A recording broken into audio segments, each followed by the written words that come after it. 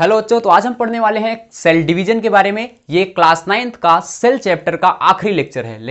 Lecture number 7। इसके पहले हमने 6 लेक्चर आपको सेल के बारे में बताया, जिसमें सेल के बारे में सारी जानकारी दी गई, सेल के पार्ट्स के बारे में बताया गया। इसमें हम सेल डिवीजन के बारे में पढ़ेंगे। तो आप ध्यान से देखिए, इसके नाम से ही पता चल रहा है सेल डिवीजन यानी कोशिका विभाजन। कोशिका क्या होता है आपको पता चल गया है। अब यहां पे हम पढ़ने वाले हैं कि कोशिका विभाजन क्या होता है। विभाजन सबसे आपको पता चल रहा होगा किसी चीज का बंटना। तो जैसे एक सेल है, अभी आप ऊपर समझिए, ये मैंने पहले से ड्रा किया जैसे थोड़ा सा टाइम की बचत हो जाए। तो पहले देखिए सेल डिवीजन क्या है। कोई सेल है, ये सेल क्या करे, डिवाइड हो जाए, यहां से मान लो बढ़ जाए आधे पे। अच्छा, डायरेक्टली तो बटेगी नहीं, क्योंकि सेल के पास न्यूक्लियस होता है एक, सेल के पास माइटोकॉन्ड्रिया है, सेल के पास गोल्जी बॉडी है, सारे सेल ऑर्गेनल्स हैं। तो सबसे पहले डिवाइड होने के लिए चाहिए क्या इसको, अगर एक सेल से 2 सेल बनना है तो सारी चीजें डबल करनी पड़ेंगी इसको। ठीक है, डबल करना पड़ेगा। क्यों? क्योंकि 2 सेल बनेंगे तो हर एक सेल में न्यूक्लियस होना चाहिए, हर सेल में माइटोकॉन्ड्रिया होनी चाहिए, हर सेल में गोल्जी बॉडी होना चाहिए। तो ये सेल पहले अपने आप को प्रिपेयर करेगा और फिर डिवाइड होके 1 से 2 सेल्स बन जाएंगे। इसी प्रोसेस को हम बोलते हैं सेल डिवीजन। ठीक है, ये क्या है, सेल डिवीजन है। फिर से हो सकता है ये आगे चल के ये सेल मैच्योर हो और फिर से ये डिवाइड हो जाए, 1 से फिर 2 बन जाए। तो फिर से क्या होगा, इसको प्रिपेयर करना पड़ेगा, यानी प्रिपेयर होना पड़ेगा डिवीजन के लिए। तो ये प्रोसेस कहलाती है सेल डिवीजन। कौन करता है सेल डिवीजन? जितने भी जीव हैं पृथ्वी पे सब सेल डिवीजन करते रहते हैं, यानी कोशिका विभाजन सब में होता रहता है। कोई भी ऐसे जीव नहीं है जिसमें कोशिका विभाजन न हो, चाहे वो पौधे हों चाहे या जंतु हों।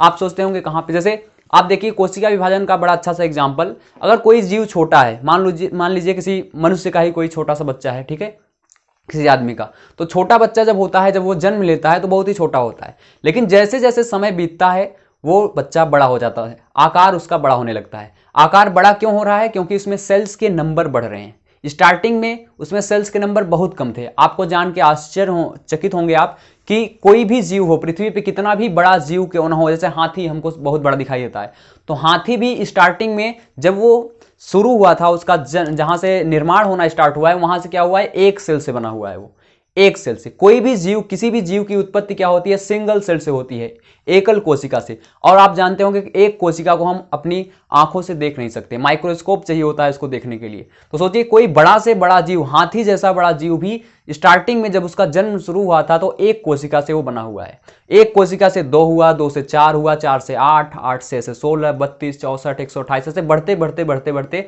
उसमें इतने नंबर ऑफ सेल्स हो गए और वो बहुत ही बड़ा दिखाई देने लगा। तो यही प्रोसेस है डिवीजन की। सेल लगातार डिवाइड करता है, सेल की एक प्रॉपर्टी होती है, हमने बताया था सेल डिवीजन में आपको, ओमनी ए सेलुला, यानी सेल से ही सेल बनता है, पहले से उपस्थित सेल से नई सेल्स बनती हैं। किस प्रोसेस के द्वारा? सेल डिवीजन के द्वारा। कौन साइंटिस्ट बताया था? आप जाइए, आपको नहीं पता है तो पहला ही लेक्चर इंट्रोडक्शन जिसमें था, मैंने उसमें आपको बताया कि एक साइंटिस्ट थे जो सेल थियरी जहां पे गलत होने लगी थी वहीं पे बताए।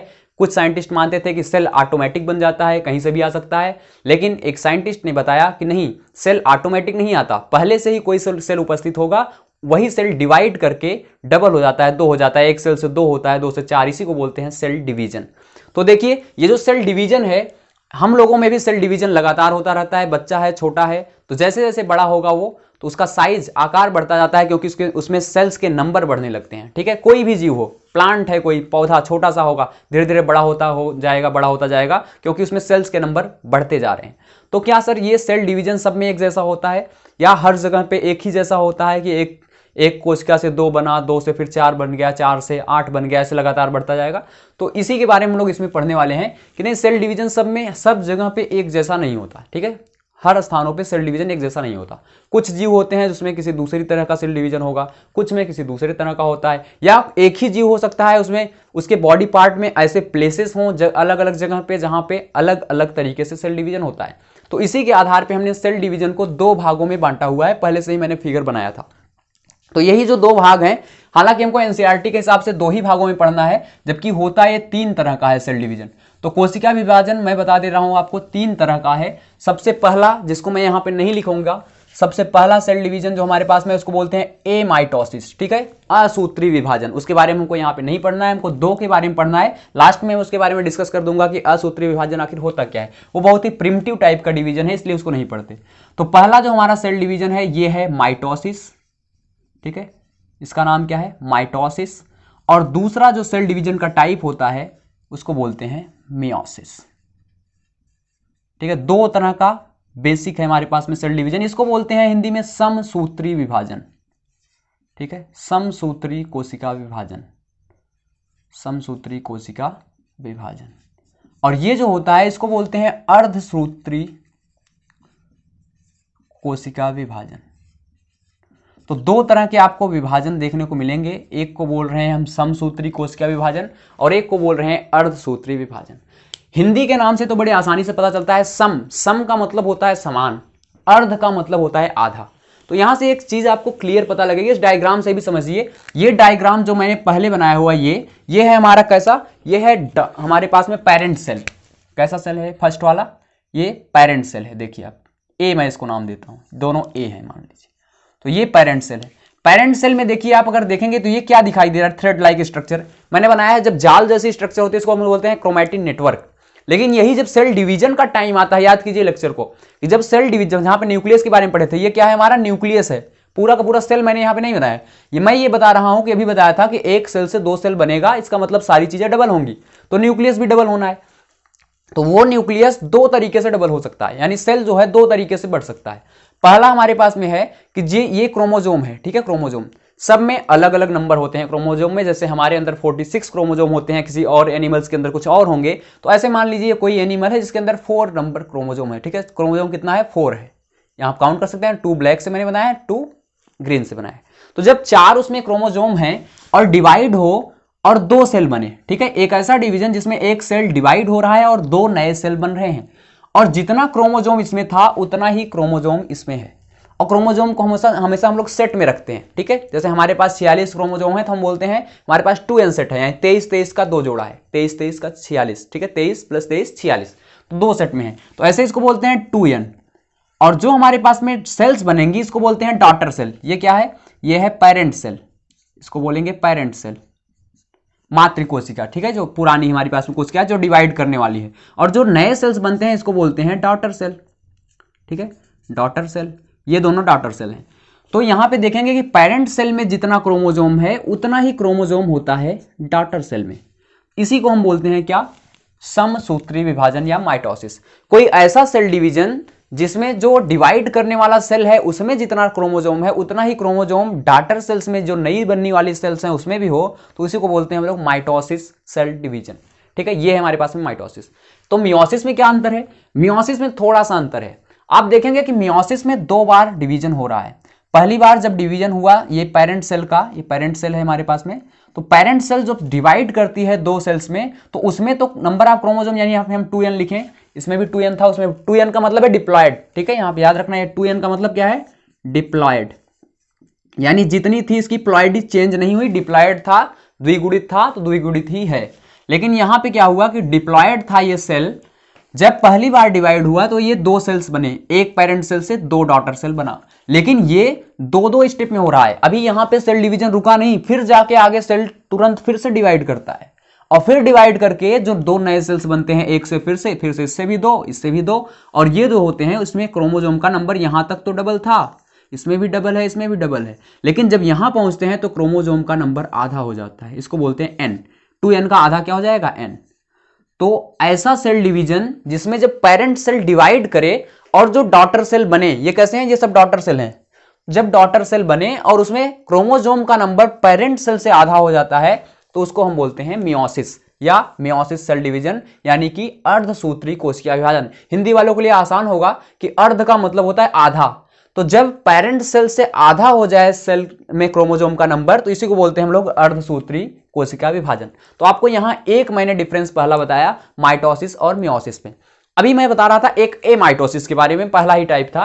वो क्या होता है कि एमाइटोसिस भी माइटोसिस की तरह ही होता है, लेकिन उसमें अंतर ये होता है कि वो बैक्टीरिया वगैरह में होता है। बैक्टीरिया बहुत ही प्रिमिटिव टाइप के एनिमल्स हैं, उनमें हुआ करता था, तो इसको हम लोग यहाँ पे नहीं पढ़ते। वो भी लगभग ऐसा ही होता है, ठीक है, ज्यादा उसमें डिफरेंस नहीं होता, माइटोसिस के जैसा ही होता है एमाइटोसिस, लेकिन वो केवल प्रिमिटिव एनिमल्स में होता है। बैक्टीरिया हो गए, ब्लू ग्रीन एल्गी वगैरह, जो कि प्रोकैरियोट्स होते हैं। आपको याद होगा प्रोकैरियोट्स यूकैरियोट्स के बारे में मैंने बताया था। तो प्रोकैरियोट्स जो होते हैं उसमें एमाइटोसिस होता है, जो यूकैरियोट्स होंगे उसमें माइटोसिस होगा या तो मियोसिस होगा या तो दोनों होगा, ठीक है, या तो दोनों हो सकता है, ऐसा भी हो सकता है कि दोनों हो, जैसे हम लोगों के अंदर दोनों होता है, कहीं पे माइटोसिस होगा तो कहीं पे मियोसिस होगा। अब देखते हैं कि आखिर इनमें और क्या क्या अंतर है। तो पहला देखिए, पहला अंतर यह हो गया कि पेरेंट सेल से डॉटर सेल में जो क्रोमोसोम का नंबर है सेम था। तो मैं यहां पे नंबरिंग करता चलूं तो ज्यादा अच्छा रहेगा। पहला इसमें था कि सेम क्रोमोसोम नंबर, ठीक है, सेम क्रोमोसोम नंबर। गुणसूत्र की संख्या क्या होती है, सेम रहता है। अगर डिप्लॉयड है तो डिप्लॉयड रहेगा, लेकिन यहां पे पहला दिक्कत हो गया। यहां पे क्या हो गया पहले में कि यहां पे हाफ हो गया, क्रोमोसोम नंबर क्या होता है, हाफ, हाफ क्रोमोसोम। तो यहां पे क्रोमोसोम का नंबर आधा हो गया। दूसरा अंतर क्या है, दूसरा आप देख रहे हैं कि यहां पे एक सेल से, एक पेरेंट सेल से 2 डॉटर सेल बन रही हैं, लेकिन यहां पे एक पेरेंट सेल से 4 डॉटर सेल बनती हैं, इसको याद रखना है। तो दूसरा यहां पे क्या है, 4 डॉटर सेल्स। डॉटर सेल्स किसको बोलते हैं, पुत्री कोशिकाएं, इसको हिंदी में बोलते हैं पुत्री कोशिकाएं। यहां पे क्रोमोसोम यानी गुणसूत्र का नंबर जो हमारे पास में था वो सेम था, यानी हाफ हो गया था, और इधर सेम था। यहां पे 4 डॉटर सेल्स बनी। मियोसिस में, अर्धसूत्री विभाजन में, एक पेरेंट सेल से 4 डॉटर सेल बनती हैं, लेकिन यहां पे क्या हो गया, यहां पे क्या था, 1 से 2 डॉटर सेल्स, यानी 2 डॉटर सेल्स बनी हमारे पास में, ज्यादा नहीं बनी, ठीक। ये 2 अंतर हो गए।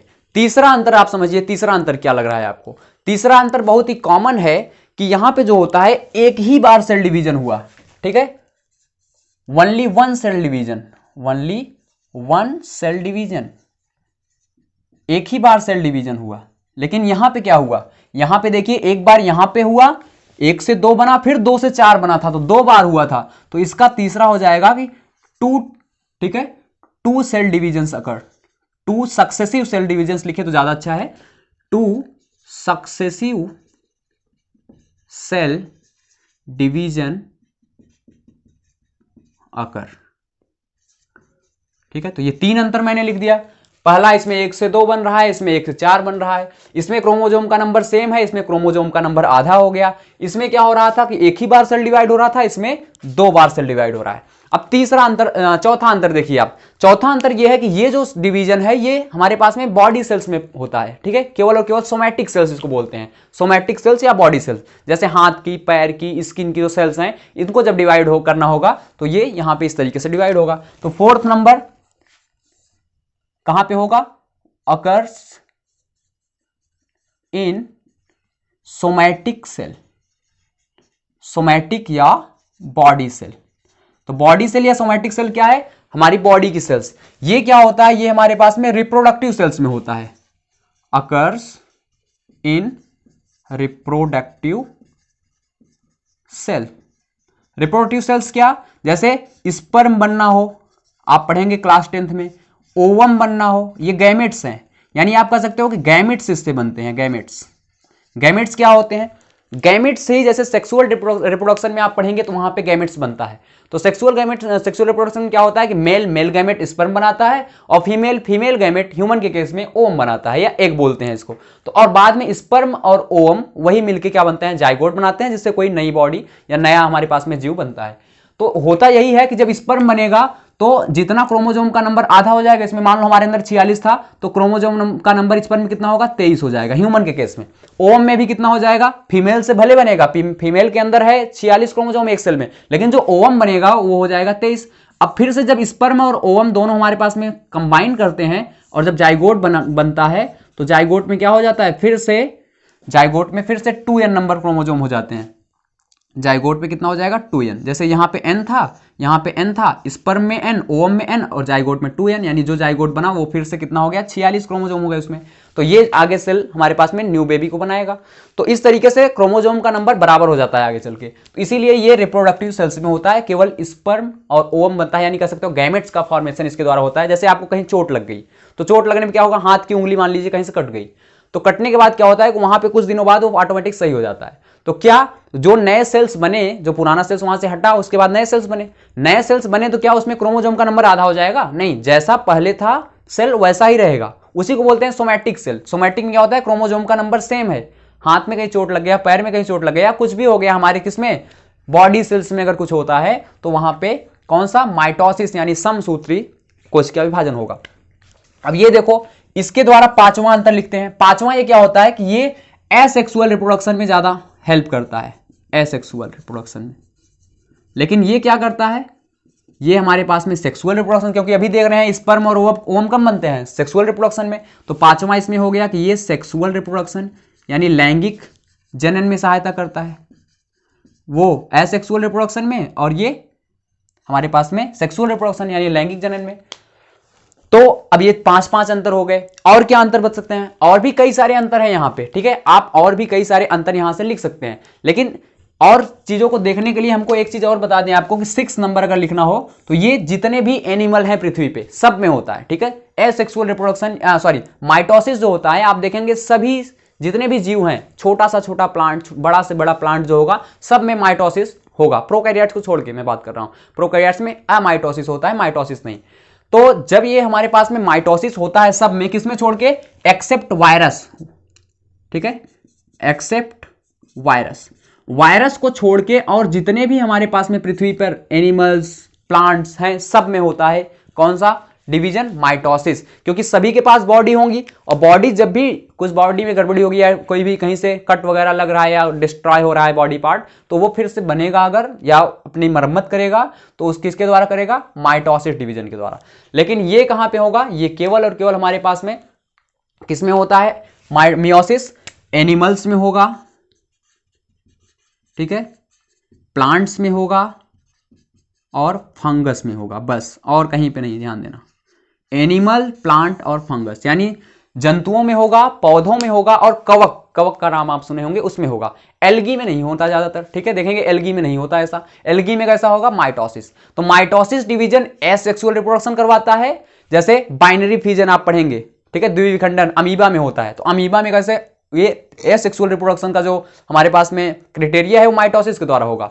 बाइनरी फिजन हो गया, बडिंग हो गया, ठीक है, ये सारे फ्रेगमेंटेशन हो गया, ये सब माइटोसिस के द्वारा ही होता है एसेक्सुअल। लेकिन सेक्सुअल रिप्रोडक्शन में क्योंकि स्पर्म और ओवम बनना है यानी गैमेट्स बनना है, तो ये रिवीजन होगा मियोसिस। कह सकते हैं आपकी मियोसिस के द्वारा गैमेट्स बनते हैं, जबकि माइटोसिस में गैमेट्स नहीं बनते हैं, माइटोसिस के द्वारा नहीं बन सकते। तो ये था आपको मैंने कुछ डिफरेंस बताए, यहाँ पे 5-6 डिफरेंस आपको बताने के, 6 नंबर था यहाँ पे, तो 6 डिफरेंस मैंने आपको इनके बारे में बताया। और आप डिफरेंस अपने मन से भी कई सारे बता सकते हैं, जैसे कि ये ग्रोथ में हेल्प करता है, हमारी बॉडी की ग्रोथ किससे होगी, माइटोसिस से। हम बड़े हो रहे हैं कैसे, माइटोसिस डिवीजन हो रहा है, ना कि मियोसिस। क्योंकि हम बड़े होंगे तो हमारे में क्रोमोसोम का नंबर वही होना चाहिए जो कि हम छोटे थे तब था, ठीक है। केवल जब स्पर्म या ओवम बनने लगता है बॉडी में, तब वहां पे उस प्लेस पे मियोसिस होता है, जैसे टेस्टिस में और ओवरी में, ठीक है। टेस्टिस, मेल के केस में टेस्टिस होता है जहां पे स्पर्म बनता है, और फीमेल के केस में ओवरी होती है जहां पे एग या ओवम बनता है। तो बस इन दोनों दो प्लेस को छोड़ के